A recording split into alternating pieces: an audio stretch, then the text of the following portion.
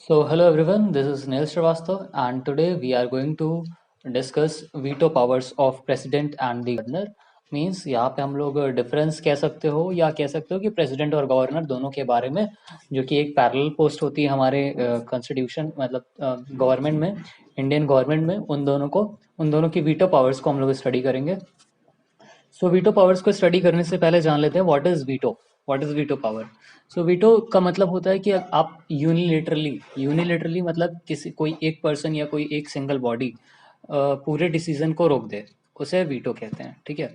आई forbid मतलब कि it is authority wielded by state official, मतलब स्टेट ऑफिशियल जो है इस अथॉरिटी को यूज करते हैं कि जैसे प्रेसिडेंट है तो उसे किसी चीज किसी भी बिल को पास होने से रोकना है तो वो वीटो पावर का यूज कर सकता है। बट बहुत ही कम जगह पे ऐसा होता है कि वीटो पावर्स का यूज किया जा सकता है। तो अभी देखते हैं आगे।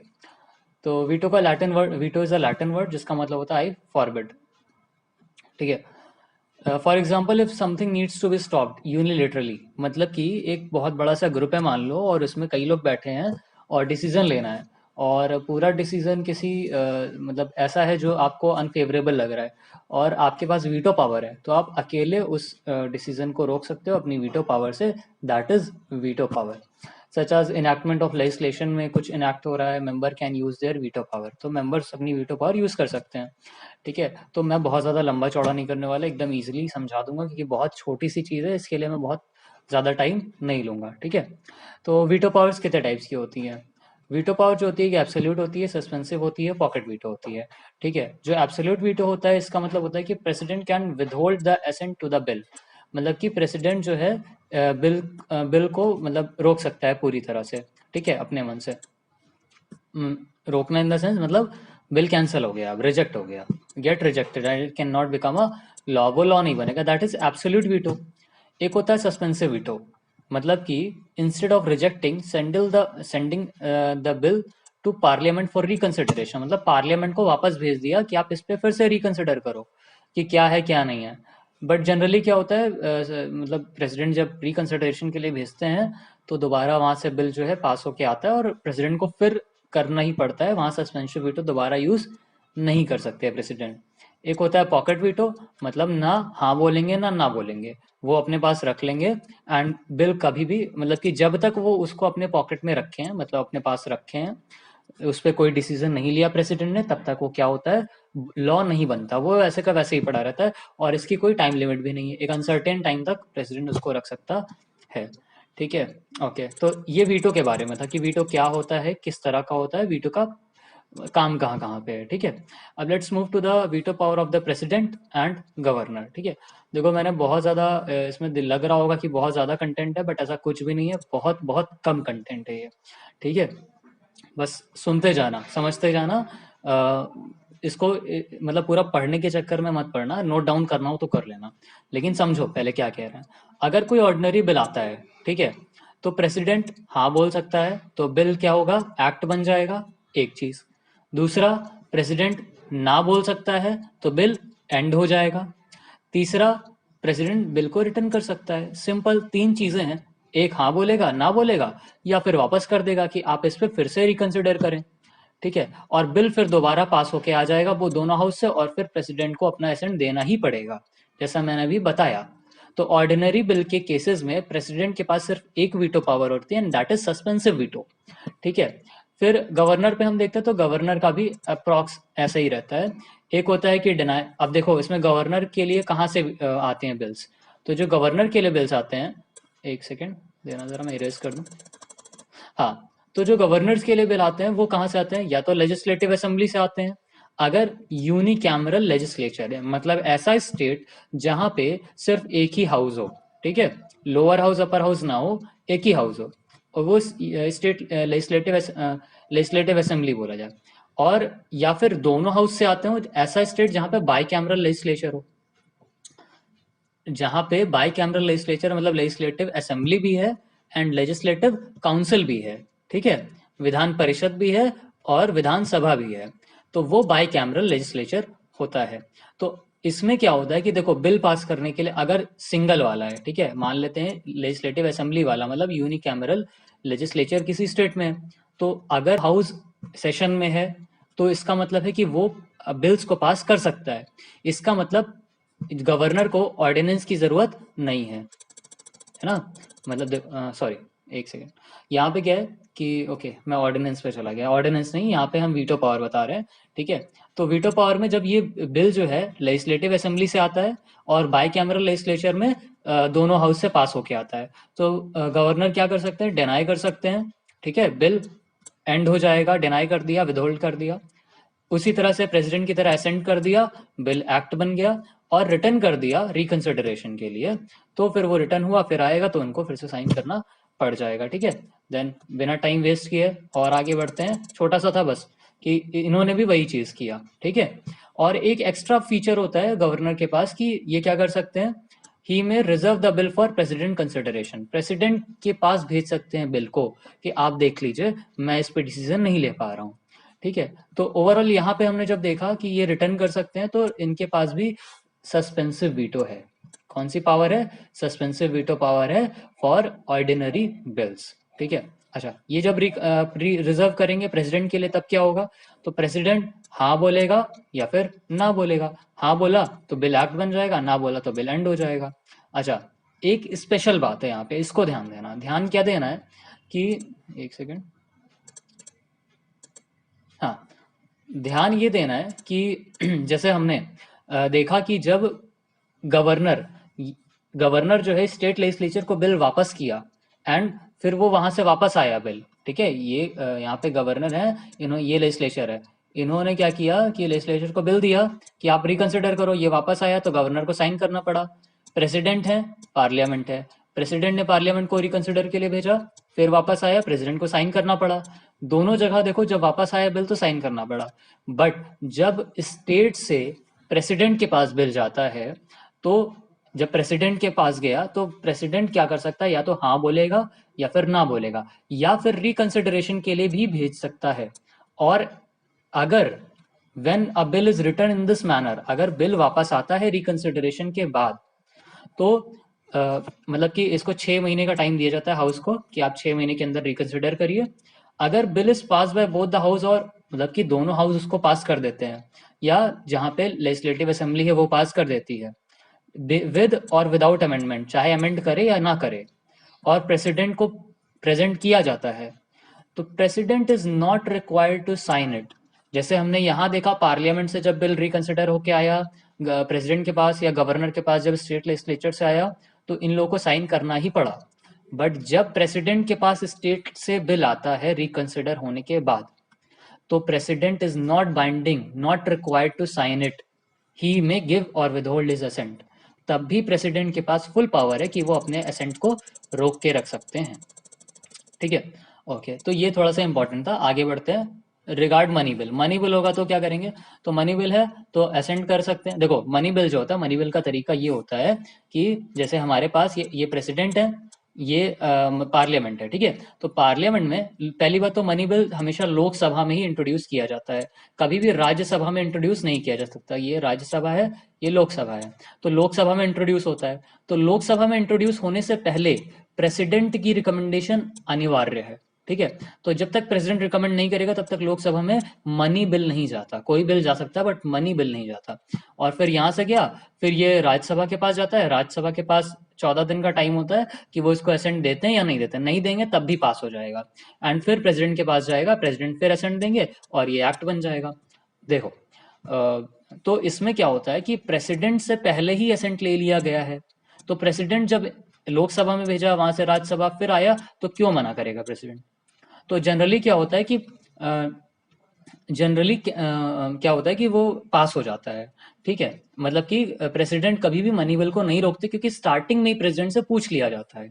ठीक है, तो अब क्या करेंगे, असेंट देंगे, विदहोल्ड कर देंगे असेंट को, बिल खत्म हो जाएगा। अगर मान लो मना कर दिए तो बिल एंड हो गया। And can not return money bill for reconsideration, money bill को रिकंसिडरेशन के लिए नहीं भेज सकते प्रेसिडेंट।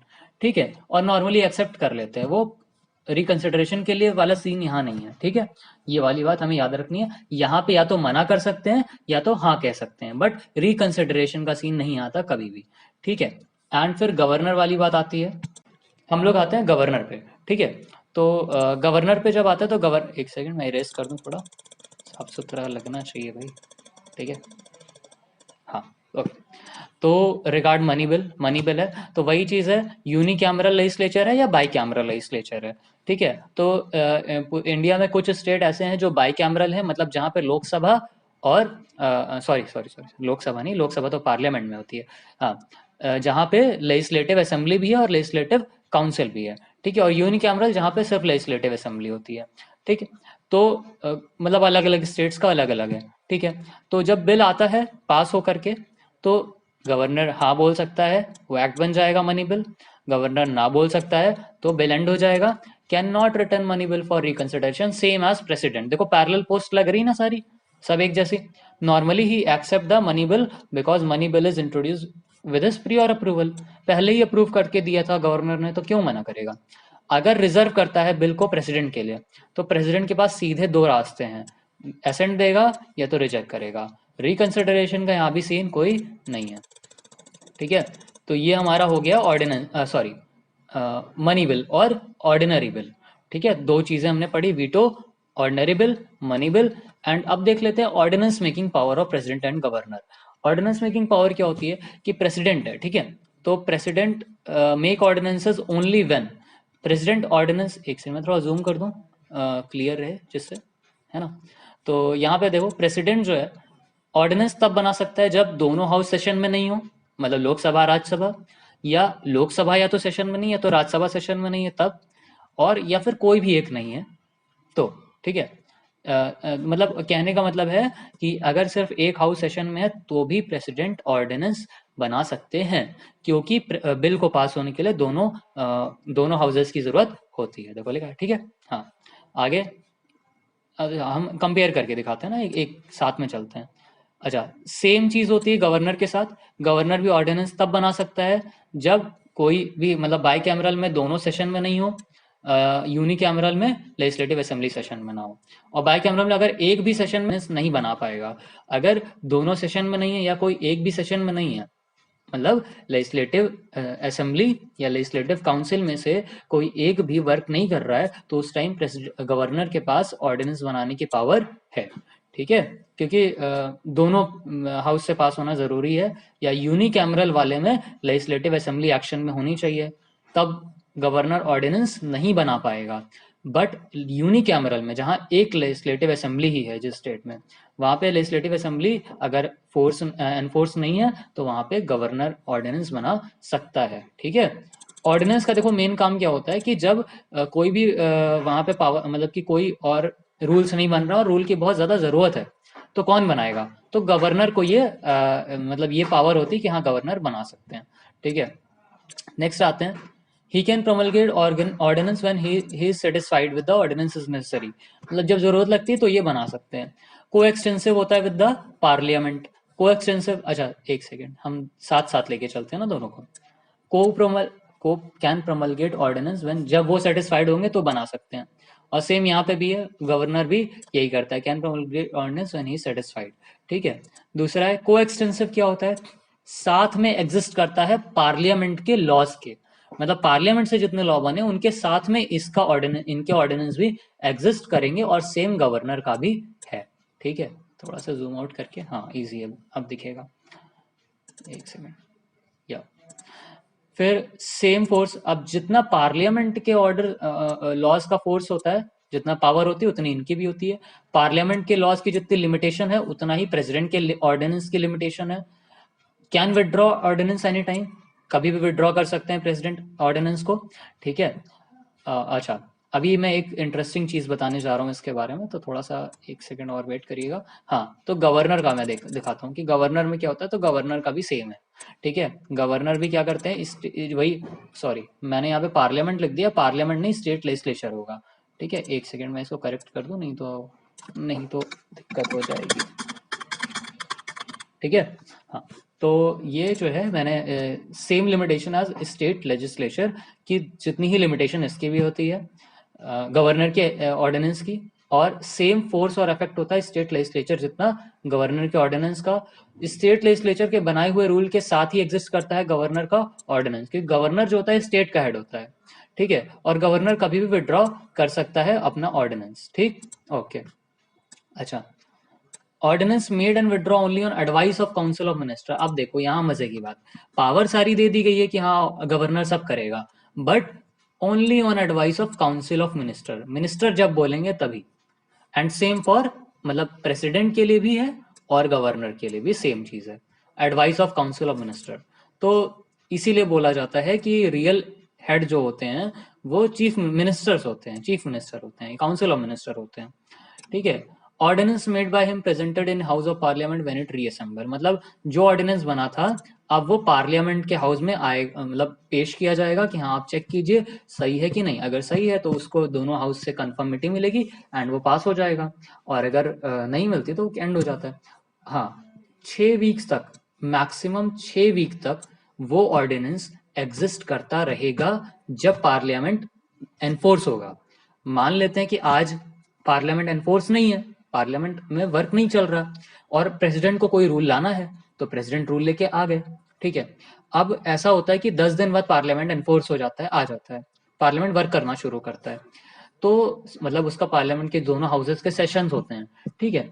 तो उस टाइम अगर कोई भी उस पे पार्लियामेंट के दोनों हाउस में कोई चीज नहीं लिया गया, कोई एक्शन नहीं लिया गया इन ऑर्डिनेंस पे, तो वो 6 वीक तक चलते रहेंगे जब तक पार्लियामेंट उसको अप्रूव नहीं करता। और उससे पहले अगर वो डिस्क्वालीफाई कर देता है इस ऑर्डिनेंस को तो वो डिस्क्वालीफाई भी हो जाएंगे। और सेम गवर्नर का भी सेम चीज है, 6 वीक्स तक रहता है रीअसेंबली ऑफ पार्लियामेंट इन, अगर हम प्रेसिडेंट की बात कर रहे हैं, एंड 6 वीक तक रहता है वो ordinance reassembly of state legislature अगर हम गवर्नर के ऑर्डिनेंस की बात कर रहे हैं, ठीक है। गवर्नर के ऑर्डिनेंस को इंस्ट्रक्शन लेने पड़ते हैं मिनिस्टर से, इनको वो इंस्ट्रक्शन नहीं लेने पड़ते हैं, ठीक है। अच्छा, आते हैं पार्डन पावर। देखो छोटी सी है, कल हमने पढ़ाया था लास्ट वाले लेक्चर में गवर्नर की पावर्स में, तो इस उसमें मैंने एक, शायद आई थिंक मैंने एक चीज नहीं बताई थी कि गवर्नर की जो पार्डनिंग पावर है वो थोड़ी सी लिमिटेड है, वो डेथ सेंटेंस को पार्डन नहीं कर सकते हैं गवर्नर, बट मतलब गवर्नर जो है डेथ सेंटेंस, किसी को अगर फांसी की सजा मिली है तो उसे नहीं वो पार्डन कर सकते, उसे छूट नहीं दिला सकते, ठीक है। या फिर अगर कोई कोर्ट मार्शल से, कोई अगर कोर्ट मार्शल ने मतलब मिलिट्री के जो कोर्ट्स होते हैं उन्होंने अगर कोई लॉ मतलब कि किसी को सजा दी है तो उन पे अप्लाई नहीं होता है गवर्नर की पावर, गवर्नर की pardon power, reprieve power, respite power, ठीक है। बट ये पावर प्रेसिडेंट के पास होती है कि प्रेसिडेंट डेथ सेंटेंस को भी पार्डन कर सकते हैं, मतलब छूट सकते हैं, छोड़ सकते, मतलब खत्म कर सकते हैं, है ना, किसी को फांसी की सजा रोक सकते हैं। एंड प्रेसिडेंट जो है कोर्ट मार्शल मतलब मिलिट्री के जो कोर्ट्स होते हैं उनके लॉज के अगेंस्ट तो नहीं बोलेंगे, लेकिन हाँ उन्होंने किसी को सजा दी है तो वो रोक से जरूर सकते हैं। तो ये रहा हमारा पूरा एक कंपैरिजन कह लो इन दोनों पैरेलल गवर्नमेंट्स के बीच का, ठीक है। और आई थिंक मैंने अच्छे से एक्सप्लेन किया, मतलब मैंने तो किया ही, आपने कितना समझा ये देखना। तो और अगर बढ़िया लगा हो तो लाइक एंड शेयर भी कर देना, ठीक है। Thank you.